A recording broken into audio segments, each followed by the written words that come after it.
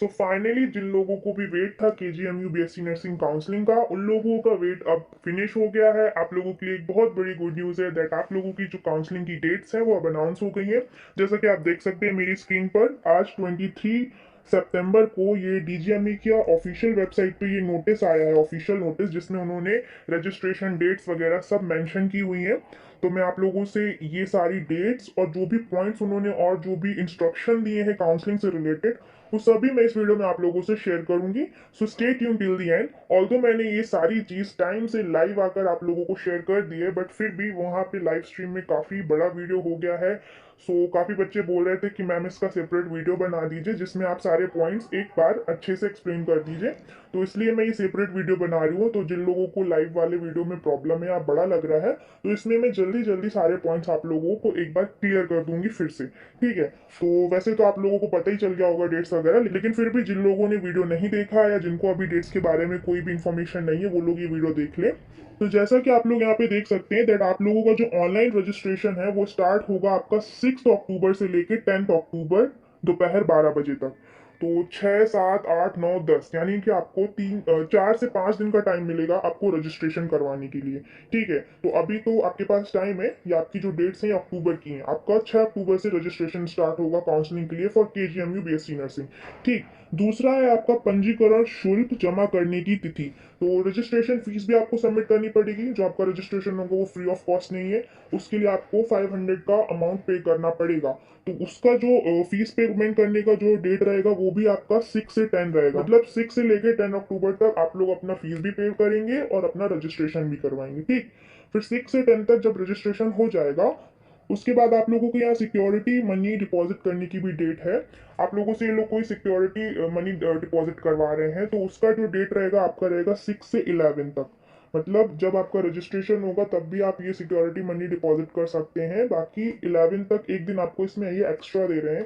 तो ये किस चीज़ की सिक्योरिटी मनी है, ये कब कैसे क्या इसका होगा, वो आप लोगों को अलग नोटिस में पता चल जाएगा। हो सकता है एबीवीएमयू या केजीएमयू की ऑफिशियल वेबसाइट में इसके रिगार्डिंग कोई इन्फॉर्मेशन आए। तो जब ये इन्फॉर्मेशन आएगी मैं आप लोगों से बाद में शेयर कर दूंगी। पहले रजिस्ट्रेशन की डेट तो आने दीजिए, अभी काफी टाइम है। ठीक। इसके बाद आपका आएगा ऑनलाइन चॉइस फिलिंग की डेट। मतलब एक बार जब रजिस्ट्रेशन हो जाएगा फिर चॉइस फिलिंग, आपको पता ही होगा चॉइस फिलिंग, जिसमें आप अपने कॉलेजेस के प्रेफरेंस ऑर्डर भरते हैं कि आपको कौन सा कॉलेज चाहिए। तो वो सब जो प्रोसेस रहेगा उसकी डेट्स आप लोगों की रहेंगी 11 अक्टूबर दोपहर 2 बजे से लेके 13 अक्टूबर दोपहर 2 बजे तक। यानी आपको 2 से 3 दिन का टाइम मिलेगा आपको चॉइस फिलिंग का। देन आपका परिणाम घोषित करने की तिथि, यानी जो आपका रिजल्ट होगा, जो भी आपका काउंसलिंग रिजल्ट होगा कि आपको कौन सा कॉलेज वगैरह मिला, वो आपका 14-15 को वो रिलीज किया जाएगा लिस्ट के तौर पे। एक पीडीएफ जैसा आएगा जिसमें सभी बच्चों के कॉलेजेस और उनके नाम वगैरह सब लिस्टेड होंगे। ठीक। फिर आपका आवंटन पत्र डाउनलोड करने का, प्रवेश लेने की तिथि, आवंटन पत्र यानी आपका अलॉटमेंट लेटर कि आपको कौन सा कॉलेज वगैरह मिला, उसकी जो कॉलेजेस की डिटेल रहेंगी वो उस लेटर में होंगी। तो वो आप लोग कब डाउनलोड करेंगे वो लेटर, दिनांक 17 अक्टूबर से लेके 20 अक्टूबर तक। मतलब इस बीच में आपको अपना अपना अलॉटमेंट लेटर भी डाउनलोड करना है एंड प्रवेश लेने की तिथि भी यही है। मतलब अलॉटमेंट लेटर डाउनलोड करके इन्हीं डेट्स में आप लोग एडमिशन भी लेंगे, 17, 18, 19, 20, 4 दिन के अंदर। ठीक। तो ये तो हो गई डेट से रिलेटेड इन्फॉर्मेशन कि किस डेट को क्या होगा। ठीक। इसके बाद मेन है ये पॉइंट्स जो आप लोगों को ये इन लोगों ने इंस्ट्रक्शन दिए हैं, ये ज्यादा इंपॉर्टेंट है, तो इनको ध्यान से पढ़ना। वैसे तो मैंने एक एक पॉइंट को बड़े अच्छे से पढ़ के लाइव स्ट्रीम में सबको समझाया है, लेकिन लाइव स्ट्रीम में क्योंकि वीडियो बहुत लेंदी हो गया था, तो यहाँ पर हम पूरा एक एक चीज नहीं पढ़ूंगे। बस मैंने ऑलरेडी ये पॉइंट्स पढ़े हुए हैं, तो मैं आपको एक फटाफट एक ओवरव्यू देती हूँ कि पॉइंट में इन्होंने क्या बोला। ठीक है।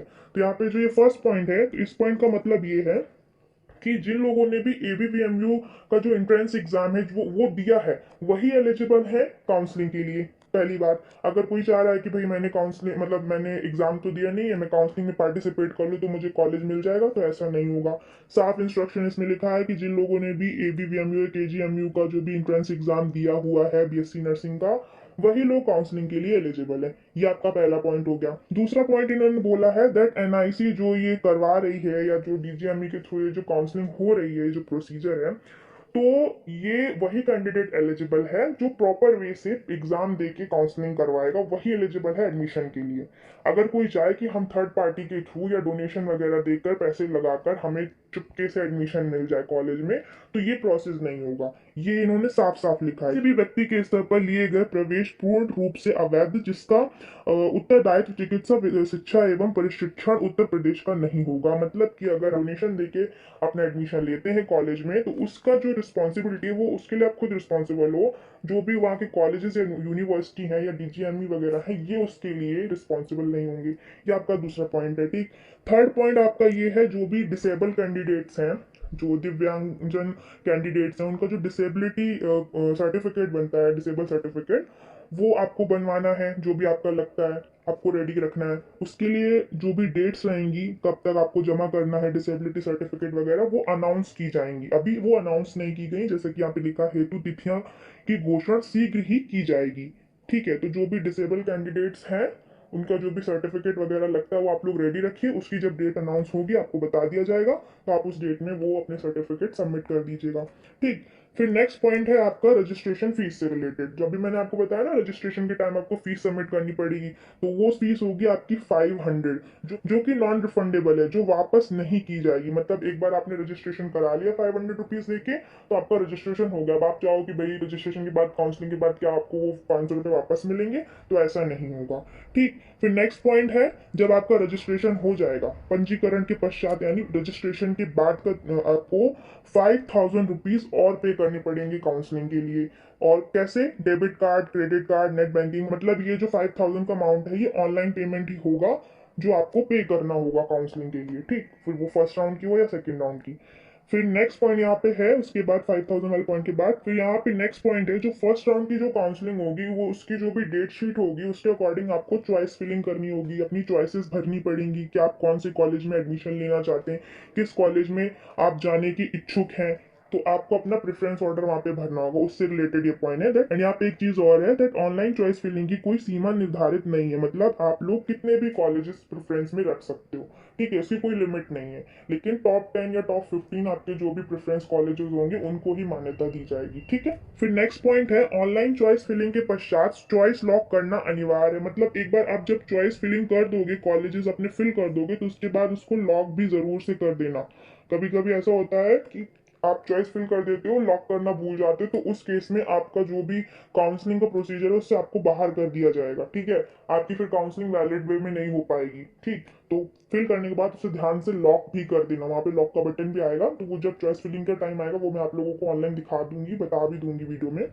ठीक, फिर अभ्यर्थियों को आवंटन के पश्चात आवंटन पाठ्यक्रमों के प्रवेश प्रक्रिया आवंटित कॉलेज में पूर्ण की जाएगी। मतलब इस पॉइंट का मतलब ये है कि जब आप लोगों का फिर अलॉटमेंट लेटर वगैरह आ जाएगा, जब आपका कॉलेज मिल जाएगा, अलॉट हो जाएगा, तो उसके बाद का जो प्रोसीजर है, तो जो भी कॉलेज आपको अलॉट होगा, जो भी कॉलेज मिलेगा, तो वो उसके आगे का प्रोसीजर ऑफलाइन वे में उस कॉलेज में चलेगा। जैसे कि आपका डॉक्यूमेंट वेरिफिकेशन वगैरह वो कॉलेज में ही होगा वहाँ आगे। तो ये तो ऑनलाइन काउंसलिंग हो रही है एक तरीके से। तो ऑनलाइन का जो जो हो रहा है वो ये लोग करवा रहे हैं, बाकी ऑफलाइन जो भी होगा वो कॉलेज में जाके ही होगा आपका। ठीक, फिर यहाँ पे नेक्स्ट पॉइंट फिर से वही ऊपर वाला पॉइंट ही है, एक तरह से दोहरा दिया गया है, दैट कोई भी थर्ड पार्टी के थ्रू एडमिशन नहीं लेगा डोनेशन वोनेशन देके। आप लोग जिन लोगों ने भी एग्जाम दिया होगा, वो वैलिड तरीके से एडमिशन लेने के लिए वही एलिजिबल है। ठीक है, कोई भी थर्ड पार्टी के थ्रू एडमिशन नहीं लेगा। अगर ऐसा कोई करता है स्टूडेंट, डोनेशन देके चुपचाप एडमिशन लेने की कोशिश करेगा दूसरे की सीट लेने की, तो उसके लिए वो खुद रिस्पॉन्सिबल होगा। अगर पता चलता है कि भैया आप डोनेशन के थ्रू आए हो, तो आपके साथ कुछ भी एक्शन लिया जा सकता है। हो सकता है आपको फिर कॉलेज से बाहर कर दिया जाए। तो जो भी एक्शन लिया जाएगा उस सब के लिए आप खुद रिस्पॉन्सिबल होगे, कॉलेज की कोई रिस्पॉन्सिबिलिटी नहीं होगी। फिर नेक्स्ट पॉइंट इससे रिलेटेड है कि जिन्होंने भी फर्स्ट राउंड काउंसलिंग में मान लीजिए पार्टिसिपेट किया है और वो सेटिस्फाइड नहीं है, आपने कॉलेज ले लिया लेकिन आप सेटिस्फाइड नहीं हो, आपको दूसरा कॉलेज लेना है, आपको फिर से अपना सेकंड राउंड काउंसलिंग में पार्टिसिपेट करना है। इस केस में जो आपने 5000 रुपीज जमा किए थे, वो जब्त कर लिए जाएंगे। मतलब वो आपको 5000 रुपीज फिर रिफंड नहीं होंगे, और फिर आप सेकंड राउंड काउंसलिंग अगर करवाना चाहते हैं, तो आपको फिर से वो 5000 रुपीज पुनः जमा कर काउंसलिंग में प्रतिभाग कर सकते हैं। मतलब आपको फिर से जमा करने पड़ेंगे 5000 रुपीज। आप लोग ये पॉइंट समझ गए होंगे। ठीक है, कि आप लोगों का फर्स्ट 5000 वैलिड नहीं होगा, आपको फिर से 5000 रुपीज सबमिट करने होंगे।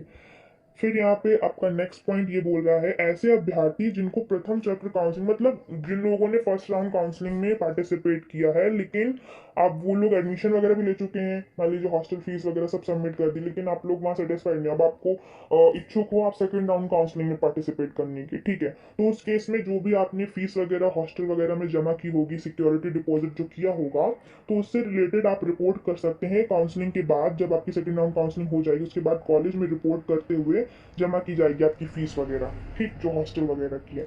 फिर इसके बाद वाला पॉइंट रिजर्व कैटेगरी कैंडिडेट्स के लिए है, जो मतलब उनके लिए जो रिजर्वेशन वगैरह होता है गवर्नमेंट के थ्रू, उसके रिलेटेड आपको जो भी निर्देश है वो दिए जाएंगे।